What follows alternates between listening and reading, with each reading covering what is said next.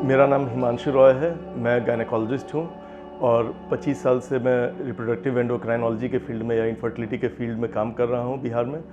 और बिहार में पहला टेस्ट ट्यूब बेबी 2003 में इसी संस्था के द्वारा हुआ है और उसके बाद पहला ट्विन, पहला फ्रोज़न एम्ब्रियो ट्रांसफ़र और sperm donation, freezing of sperm, ये सब हम लोग के इंस्टीट्यूट से बिहार के जितने माइलस्टोन्स हुए हैं वे प्राप्त हुए हैं। इसके साथ साथ आज के तारीख में इंडिया में जो आधुनिकतम जो भी टेक्निक IVF और ICSI के फील्ड में हो सकती है वे हम लोग की संस्था सृजन में उपलब्ध है। और ऐसी व्यवस्था भारत के बहुत कम सेंटर्स में, चुनिंदा सेंटर्स में ही है। और जो पहले जिन इलाज के लिए लोगों को बाहर बॉम्बे, दिल्ली वगैरह जाना पड़ता था, अब उल्टा पलायन हो रहा है। बॉम्बे, दिल्ली से लोग अब आते हैं यहाँ इलाज के लिए।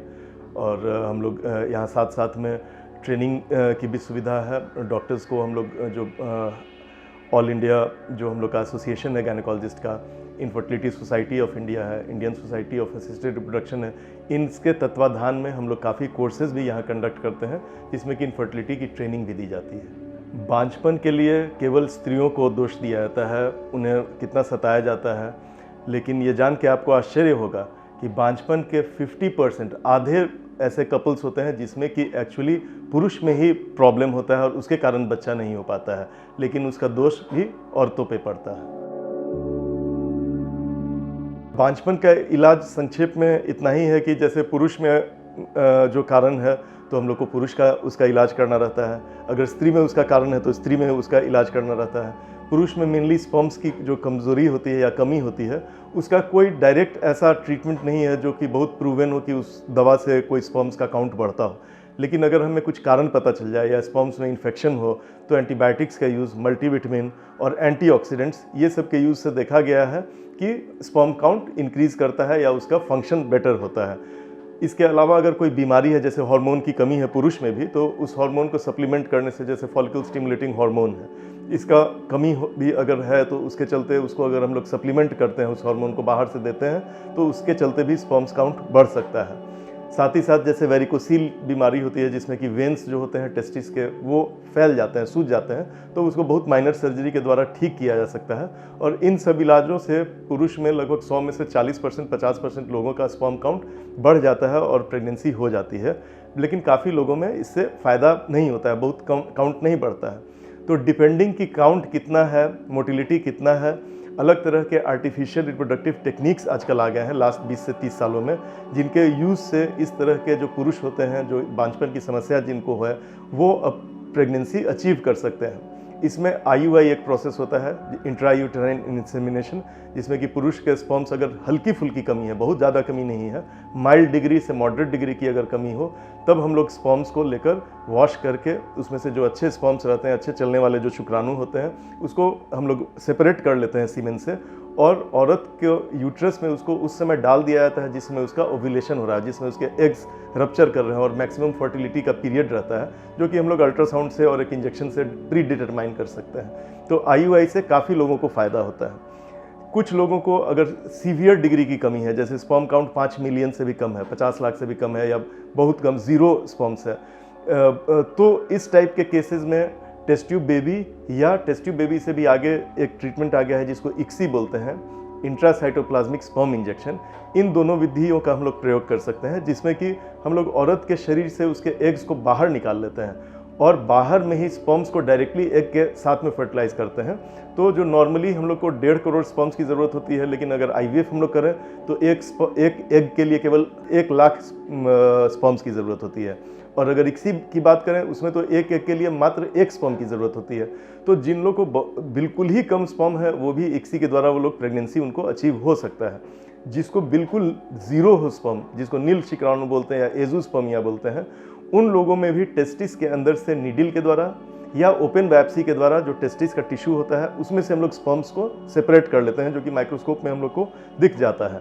और उस स्पर्म का यूज़ हम लोग IVF या ICSI टेक्निक जो होता है उसमें करके हम लोग प्रेगनेंसी अचीव कर सकते हैं। जिनको टेस्टिस के अंदर स्पर्म्स नहीं मिल पाते हैं या यह टेक्निक फेल हो जाती है, उनको भी IUI के द्वारा प्रेगनेंसी होती है, जिसमें कि हम लोग डोनर स्पर्म का यूज़ करते हैं, जिसमें कि शुक्राणु जो होते हैं वो किसी दूसरे हेल्दी डोनर से लेके हम लोग वाइफ में डाल सकते हैं। तो IUI विथ डोनर स्पर्म भी एक मेथड है जिसका की ज़रूरत बहुत लोगों को पड़ता है। अगर हम लोग स्त्रियों की बात करते हैं बांझपन के ट्रीटमेंट में, तो उसमें भी हम लोग के अलग अलग मेथड्स हैं। काफ़ी सारी स्त्री जिनमें ओव्यूलेशन नहीं हो पा रहा है, जो कि सबसे कॉमन रीज़न रहता है, तो उसमें हम लोग ओव्यूलेशन होने के लिए या एग्स बनने के लिए दवाएं देते हैं, जिसको ओव्यूलेशन इंडक्शन कहा जाता है, जो कि साधारण दवाएं होती हैं। कुछ लोगों को साधारण दवा से जो नहीं फ़ायदा होता है, तो उन्हें हम लोग हार्मोन्स का इंजेक्शन देते हैं, जिससे कि एग्स डेवलप करते हैं।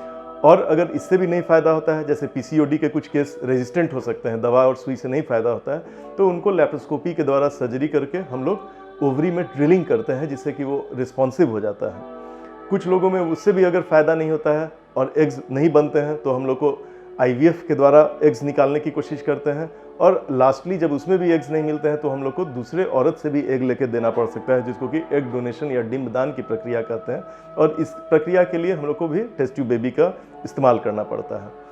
ओव्यूलेशन के अलावा अगर ट्यूबल ब्लॉक की बात करें, तो ट्यूबल ब्लॉक कुछ ट्यूबल ऐसे होते हैं, ट्यूबल जो कि सर्जरी के द्वारा, लैप्रोस्कोपिक सर्जरी या ओपन सर्जरी के द्वारा ठीक किए जा सकते हैं। लेकिन आज की तारीख में अधिकतर लोग जिन्हें ट्यूबल ब्लॉक हुआ है, वे आईवीएफ मेथड ही प्रेफर करते हैं, बिकॉज उसमें सक्सेस का चांसेस ज़्यादा रहता है। आईवीएफ के लिए हम लोग जो फर्टिलाइजेशन होता है वह इन विट्रो या शरीर के बाहर हम लोग कराते हैं, जिसमें कि औरत को एग्स बनने की इंजेक्शंस दी जाती है, फिर उसके सुई के ही द्वारा नीचे से उसके एग्स को निकाल लिया जाता है और हस्बैंड के स्पर्म्स को वॉश करके इसके साथ मिला दिया जाता है। 3 से 5 दिन तक हम लोग इसको लैब में रखते हैं और उसके बाद जो सबसे अच्छे जो भ्रूण बनते हैं इस एग और स्पर्म से मिलने से, उसे वापस नीचे के रास्ते से औरत के यूट्रस में डाल दिया जाता है। और 15 दिन के बाद वो पता चलता है ब्लड टेस्ट से कि वो प्रेगनेंसी इम्प्लांट हुआ कि नहीं। तो ये आईवीएफ की प्रोसेस होती है, जिसके द्वारा ट्यूबल ब्लॉक को हम लोग बाईपास कर सकते हैं। तो ट्यूबल ब्लॉक के केस में आजकल काफ़ी आसान हो गया है आईवीएफ के द्वारा सफलता मिलना।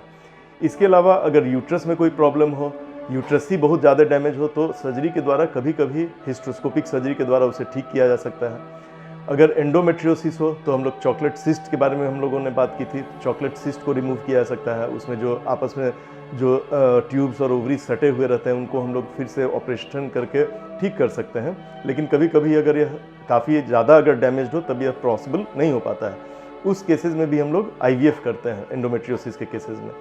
और जहाँ यूट्रस डैमेज अगर हो गया हो और सर्जरी से ठीक नहीं हो रहा हो, उस केस में भी हम लोग को आईवीएफ करना पड़ता है, लेकिन साथ साथ में उसमें सरोगेसी का भी यूज़ करना पड़ता है। सरोगेसी ऐसी विधि है जिसमें कि हम लोग आईवीएफ करते हैं, एग्स निकालते हैं, स्पर्म्स लेते हैं, लेकिन यूट्रस में, खुद के यूट्रस में डालने के बदले किसी दूसरे हेल्दी लेडी के यूट्रस में उस भ्रूण को डाला जाता है और वो बच्चा उसी के पेट से होता है। लेकिन बायोलॉजिकली जो मदर फादर रहते हैं, वो हस्बैंड और वाइफ ही रहते हैं, उन्हीं का बच्चा वो लीगली होता है। तो सरोगेसी के माध्यम से, एग डोनेशन के माध्यम से, स्पर्म डोनेशन के माध्यम से जो बिल्कुल रेजिस्टेंट केस है, जिनका कोई उपाय नहीं है, उनका भी इलाज किया जा सकता है।